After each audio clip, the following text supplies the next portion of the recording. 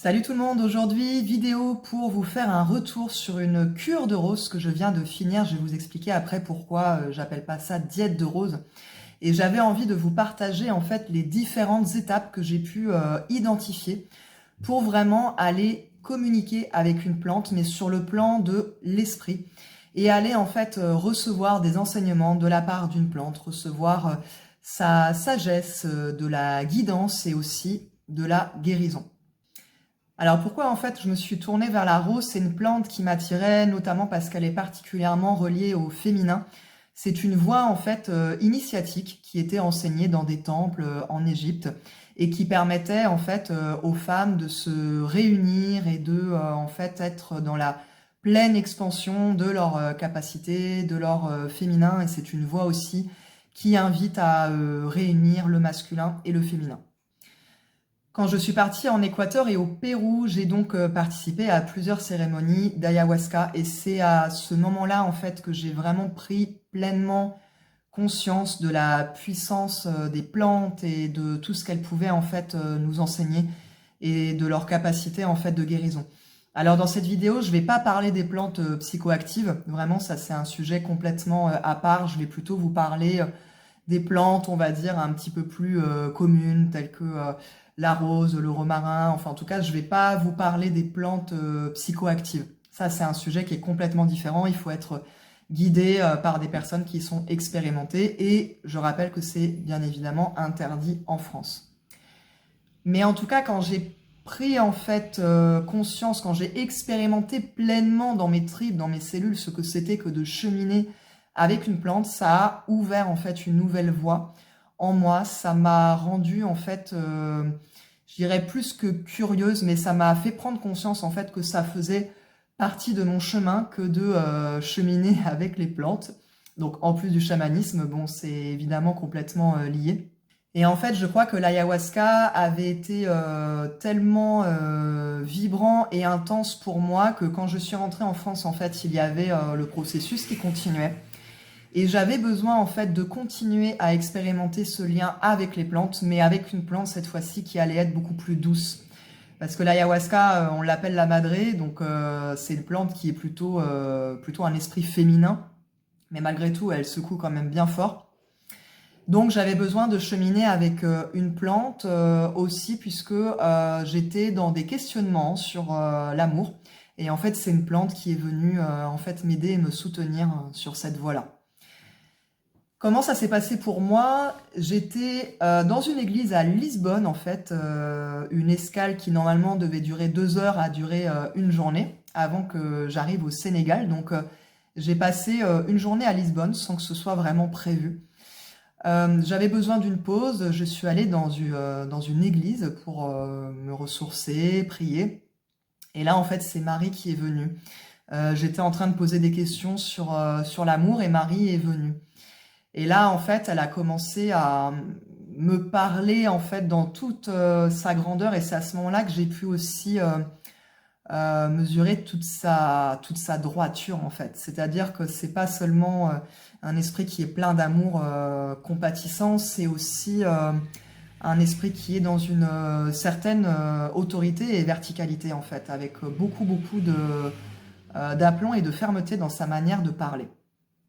Et là, en fait, elle a commencé à me transmettre cette diète, ou plutôt cette cure, avec tout le protocole, en fait. Ça a défilé et j'ai tout noté, en fait. À ce moment-là, je crois que j'étais particulièrement réceptive au concept de diète puisque j'étais en train de lire le livre Fusion de Laurent Gueuli, donc j'étais bien imprégnée par toute la sagesse que peut comporter une diète. Donc en fait, j'étais complètement réceptive, on va dire, à tout ce qui allait être aussi, entre guillemets, contrainte. Mais en fait, les esprits, s'ils vous transmettent en fait une diète, ils ont complètement conscience en fait de vos contraintes, de votre vie. Ils vont pas forcément vous transmettre quelque chose de complètement infaisable, puisque le but c'est quand même que vous teniez la diète, que vous soyez en fait suffisamment à l'écoute de ce qui est à respecter, mais tout en étant quand même dans une certaine flexibilité pour que ce soit adapté à là où vous en êtes sur votre chemin. Donc c'est pour ça que pour moi, Ça n'a pas été une diète à proprement parler puisque j'ai pas eu de restrictions alimentaires. La première chose que j'ai entendue, en fait, c'est 3 mois. Donc 3 mois, en fait, dans mon quotidien, avec trop de restrictions alimentaires, ça allait pas être possible. C'est pour ça que je vais plutôt parler de cure. Donc j'ai entendu 3 mois. J'ai entendu avoir une rose fraîche sur mon hôtel et la changer dès que c'était nécessaire. Faire une prière à la rose tous les matins, en y mettant évidemment vraiment du cœur et des vraies demandes. La regarder tous les soirs. Faire un bain de pied avec des pétales de rose 1 ou 2 fois par semaine. Et boire une tisane de rose en me reliant en conscience à cette fleur tous les soirs. Cette période de 3 mois avec la rose a été très puissante puisqu'elle m'a permis de ramasser un petit peu tous les petits débris qui étaient là après ma diète d'ayahuasca. Elle m'a permis de m'ouvrir à mon féminin, de laisser en fait pleinement cette expansion de mon féminin, de mon cœur, de me connecter en fait à mon utérus, etc. Et en fait, j'ai eu des conversations avec elle assez intéressantes. Alors, je vais vous expliquer du coup quelles ont été pour moi les différentes étapes et comment vous pourriez vous relier à une plante si vous sentez que vous avez l'élan de vous relier aux plantes. Déjà, je dirais que la première chose à faire, c'est de choisir une plante. Parce que c'est là ce dont je vais vous parler en fait dans cette vidéo, ça n'a rien à voir avec le métier d'herboriste. Clairement pas, c'est complètement autre chose. C'est vraiment rentrer comme dans une sorte de fusion énergétique avec la plante pour recevoir ces enseignements, mais sur le plan subtil. Donc c'est très très très différent des concepts, enfin des propriétés médicinales des plantes. Là, je vous parle vraiment de quelque chose qui est assez différent. La première chose à clarifier déjà, c'est votre intention. Pourquoi est-ce que vous souhaitez travailler avec cette plante? Ça peut être très simple, hein. Ça peut être j'ai besoin de douceur dans ma vie, j'ai besoin de guérir telle chose. Voilà, pourquoi est-ce que vous choisissez cette plante? Quelle est votre intention? La deuxième étape, ça va être de partir à sa rencontre. C'est-à-dire d'aller la saluer, lui expliquer pourquoi est-ce que vous voulez œuvrer avec elle. Et de vraiment, en fait, vous relier dans votre cœur à ce qui vous lie à elle, en fait. Et comment est-ce que vous la considérez, cette plante? Il s'agit, en fait, de reconnaître sa sagesse. Et vous pouvez même le faire si vous souhaitez physiquement. Vous la mettez sur un autel devant vous et vous vous mettez en fait presque en dessous, en fait, dans une posture d'humilité. C'est ça en fait les sagesses chamaniques, c'est que en fait c'est de considérer qu'on est tous dans un grand cercle et qu'on n'est pas forcément supérieur aux plantes. Là, vous vous placez dans, alors ça ne veut pas dire qu'elle est supérieure à vous non plus, mais vous vous placez en tout cas dans une posture d'élève. C'est elle qui va vous enseigner. Donc vous lui signifiez ça. Vous la saluez et vous lui marquez en fait votre respect. Et vous lui faites votre demande. Vous pouvez ensuite, troisième étape, faire un voyage chamanique pour partir à la rencontre d'un esprit qui va vous accompagner pendant cette cure.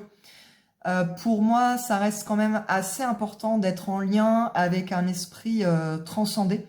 Une plante, en fait, elle vient du monde du milieu, c'est-à-dire qu'elle n'a pas transcendé le monde de la dualité, de l'ego.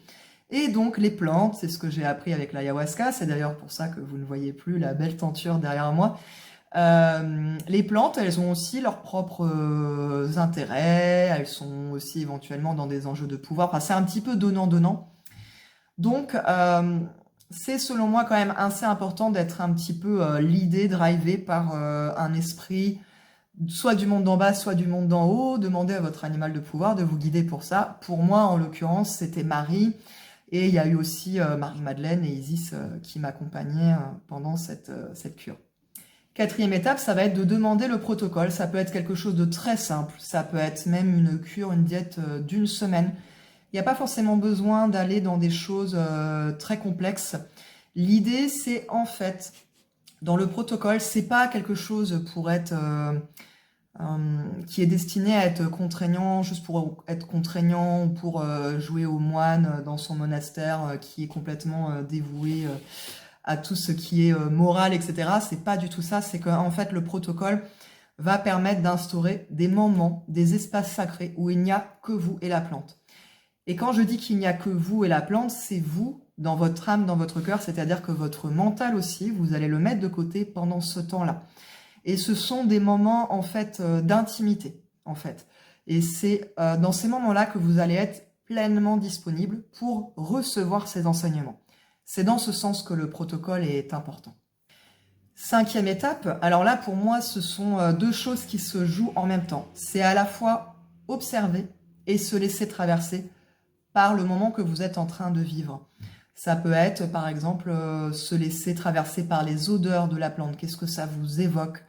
Se laisser traverser et observer même la couleur, en fait, dans ce que vous êtes en train de boire. Moi, parfois, j'observais, en fait, le jeu des pétales de rose, en fait, dans l'eau, quand je prenais mes bains de pied. Et en fait, même le jeu des pétales et la forme qu'ils faisaient me parlait, en fait, me racontait des choses.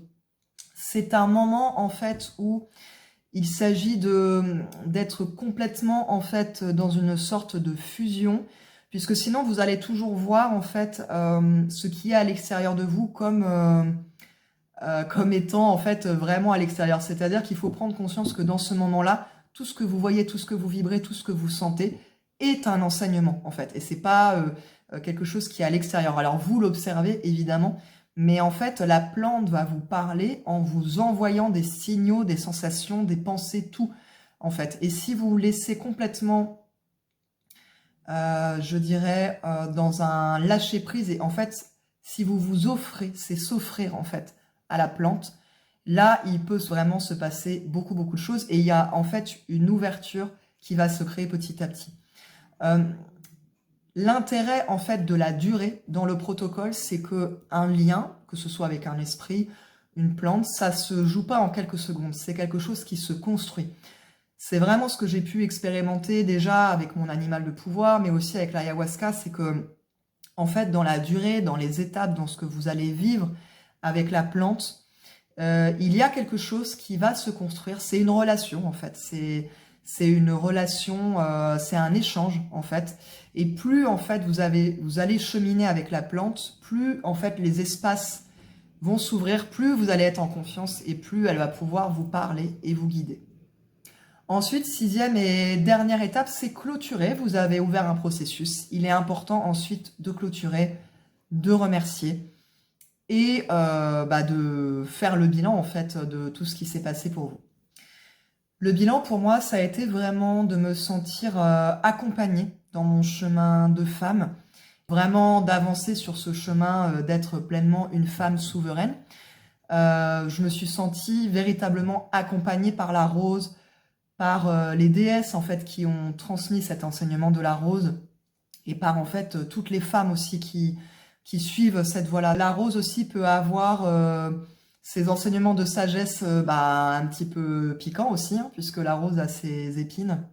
Ça a été très beau et elle a été vraiment un appui pour moi. Voilà. Et son enseignement n'est toujours pas fini, puisque je me sens toujours, en fait, appelée à suivre cette voie de la rose. Et de manière générale, je vais continuer, en fait, ce type de protocole avec les plantes, puisque, en fait, l'avantage d'une plante, c'est que contrairement aux esprits du monde d'en bas, du monde d'en haut, qui sont vraiment transcendés, et ben la plante, en fait, elle a une réalité matérielle dans notre monde.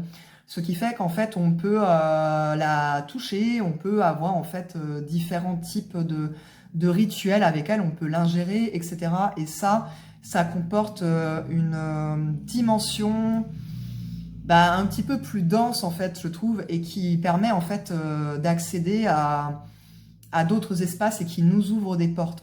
Voilà pour cette vidéo de connexion avec les plantes et cette cure de rose. Si vous avez aimé la vidéo, n'hésitez pas à la partager. Si vous avez des questions en commentaire, n'hésitez pas, je me ferai un plaisir d'y répondre. À bientôt.